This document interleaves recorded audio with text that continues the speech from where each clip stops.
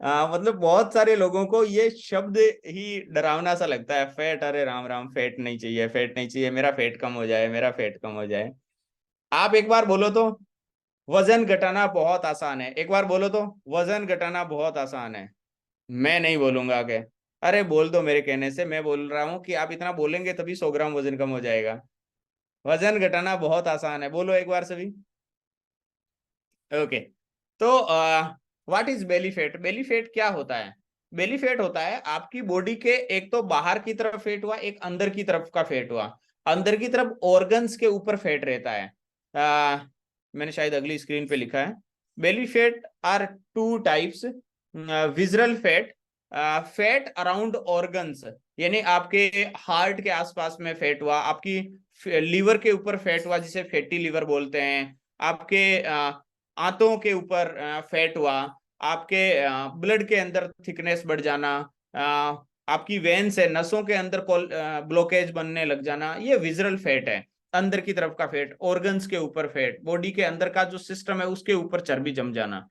और एक है सबक्यूटनस फैट, ये आपकी स्किन के अंदर का फैट हुआ, स्किन के अंदर की तरफ, जिसे आप पकड़ के ऐसे टायर बनाते हैं अपने पेट से। पकड़ के चेक करो कितना बड़ा टायर बना है। साइकिल का टायर है, एक ट्रक का टायर है। ट्रक का तो किसी के भी नहीं होगा, मोटरसाइकिल का होगा, किसी किसी के पास कार का टायर होगा। तो ये दो प्रकार का बेली फैट होता है। तो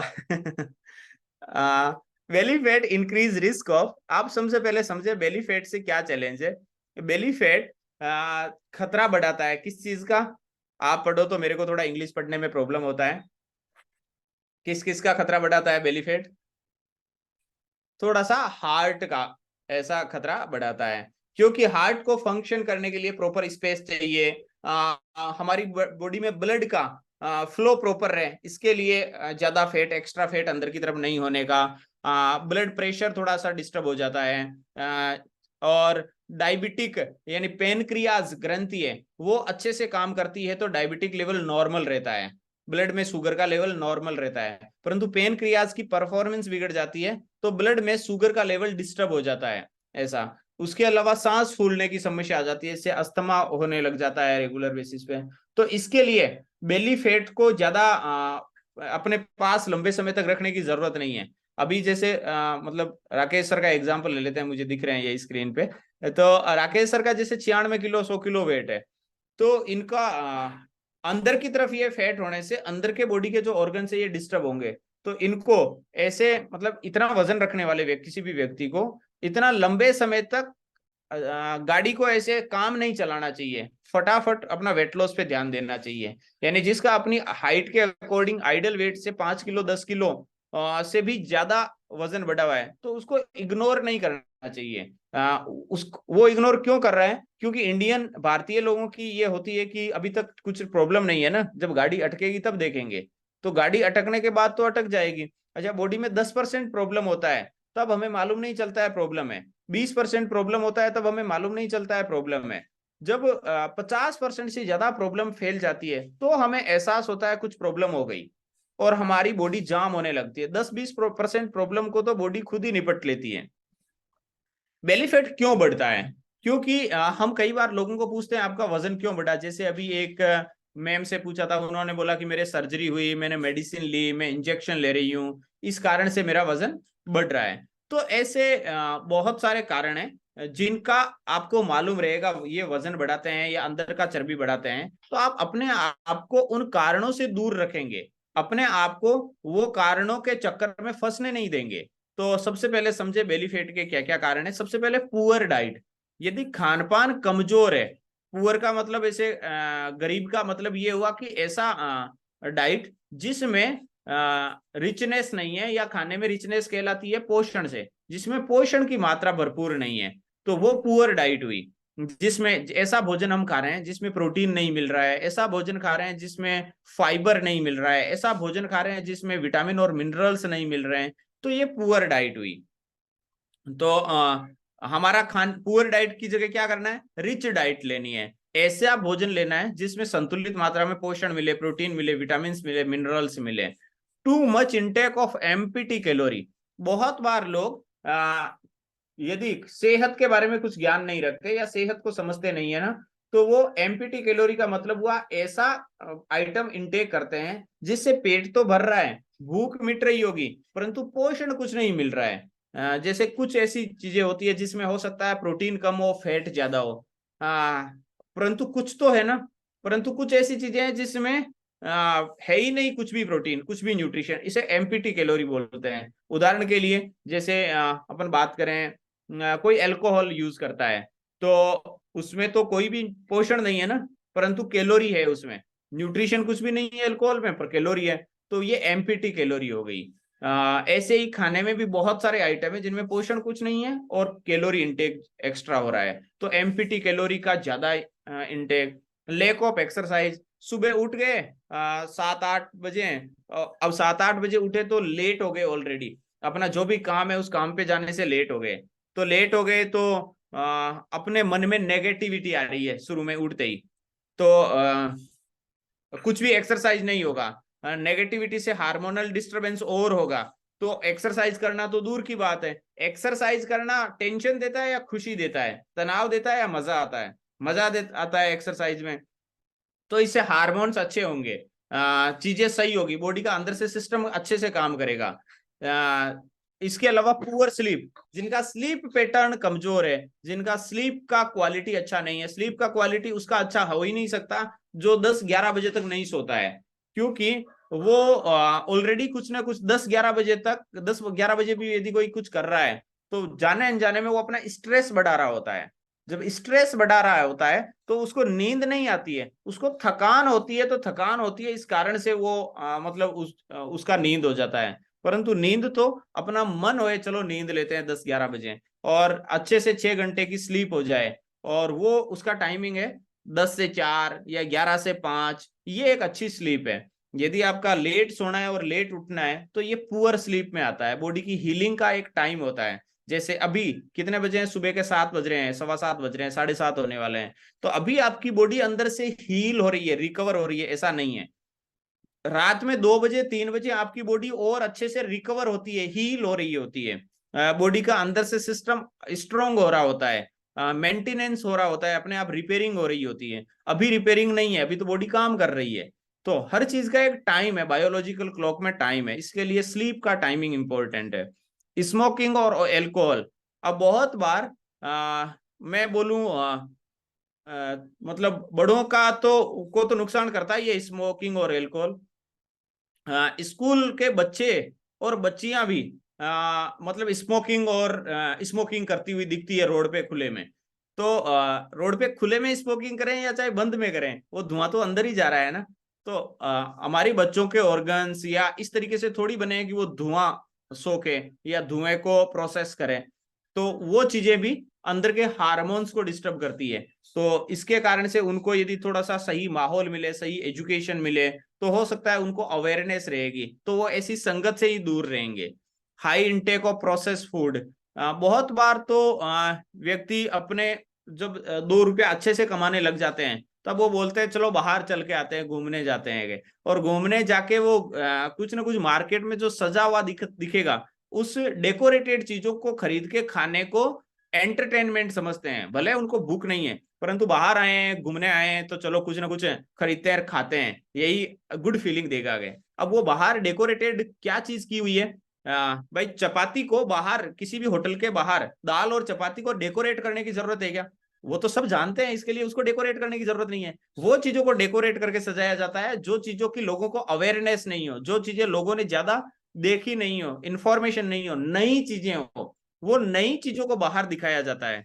और वो नई चीजों को बाहर दिखाते हैं तो हम आकर्षित हो जाते हैं, हम सोचते हैं ये कोई बड़ी काम की चीज है, बड़े फायदे की चीज है। और ऐसे करके नए नए प्रोसेस फूड जो आते हैं उनको अपन टेस्ट करते रहते हैं, उनको अपन यूज करते रहते हैं, तो वो भी हमारे हार्मोन्स को बिगाड़ते हैं।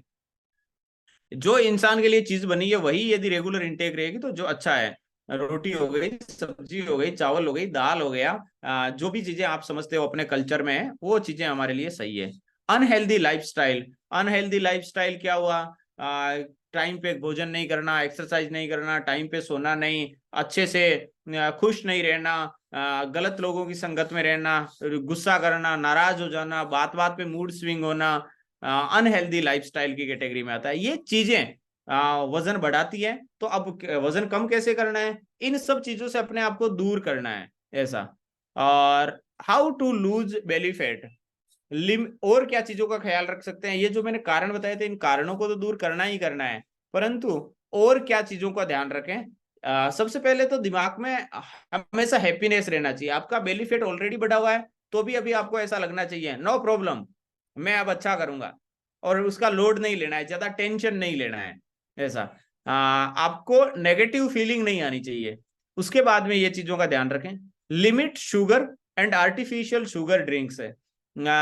शुगर का मतलब एक तो व्हाइट चीनी तो है ही, सफेद चीनी तो शुगर का मतलब है ही, परंतु ऐसी चीजें आप ज्यादा इंटेक करें जो सिंपल कार्बोहाइड्रेट बेस्ड हो, जो बॉडी में ग्लूकोज ज्यादा बनाती हो, जो बॉडी में को केवल और केवल न्यूट्रिशन नहीं एनर्जी देती हो, तो वो भी एक शुगर का पार्ट ही है। और आर्टिफिशियली शुगरी ड्रिंक जैसे कोल्ड ड्रिंक है, ये जो आती है एनर्जी ड्रिंक में रेड बुल और इस तरीके की जो भी एनर्जी ड्रिंक आती है, ये भी आपको लिमिट करनी है या कम करनी है। व्हाइट शुगर के बारे में एक दिन हमने डिटेल में बात किया था, आप सभी ने सुना होगा, आप सबको मालूम होगा।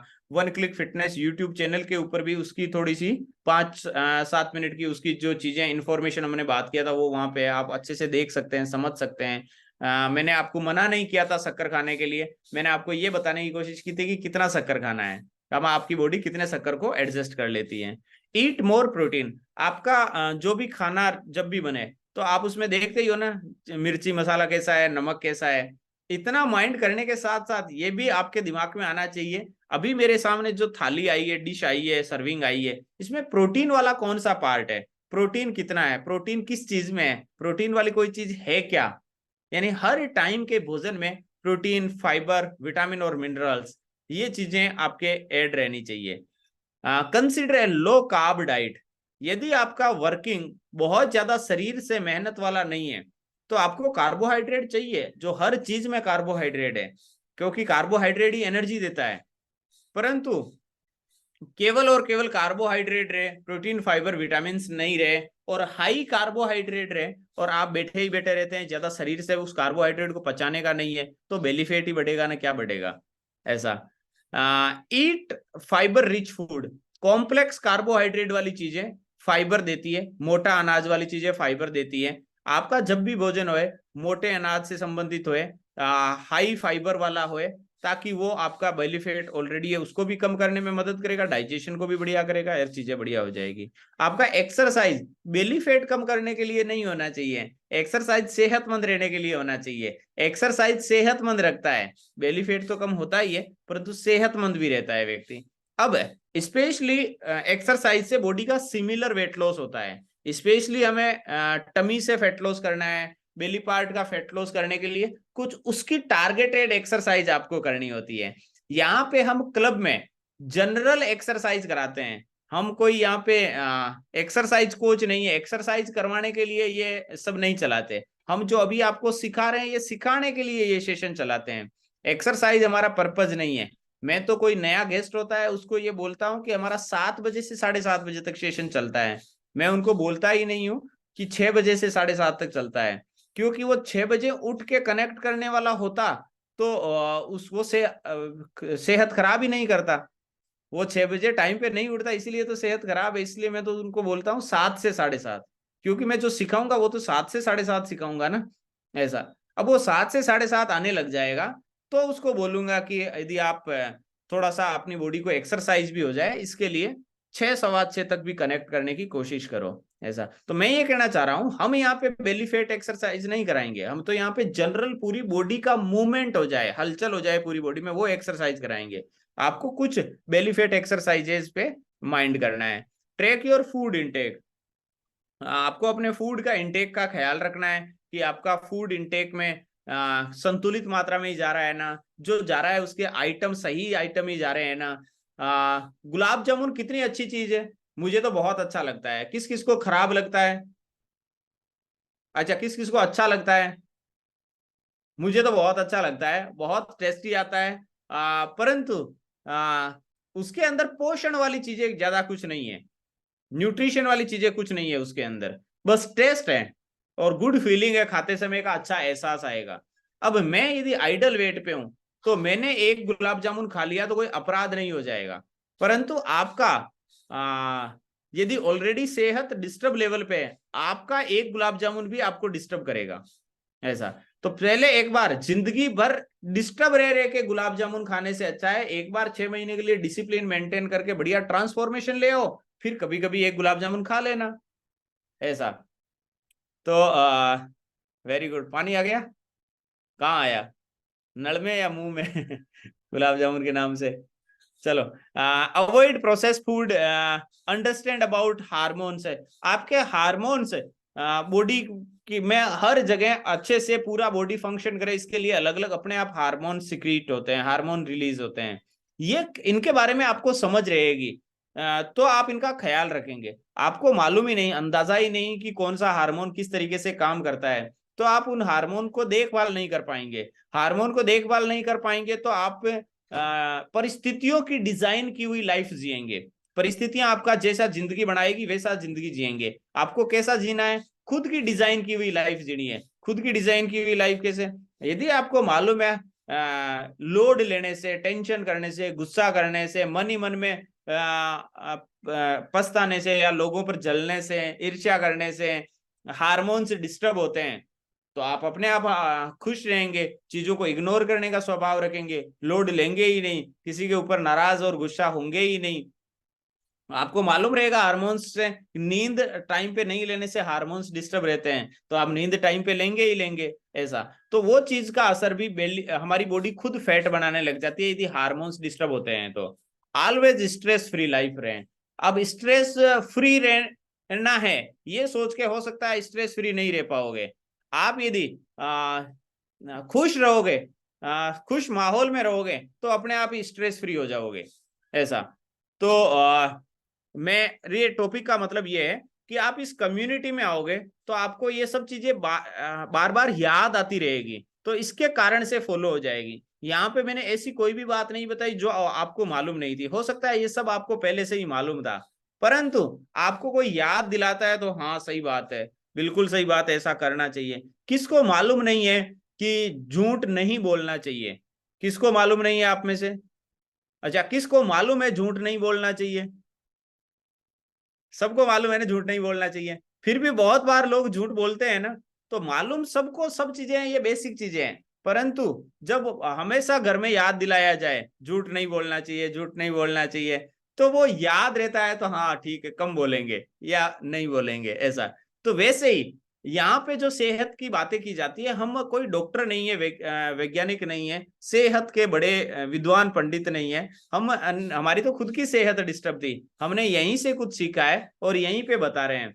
परंतु जनरल चीजें बता के भी ये चीजें अप्लाई कर लेता है व्यक्ति, और यदि उसको कोई बोलने वाला नहीं रहता है, बताते नहीं है, याद दिलाने वाला नहीं रहता है, तो व्यक्ति अप्लाई नहीं कर पाता है अपने जीवन में, अपनी सेहत में। तो फैंटास्टिक, ये हमारा आज का टॉपिक था।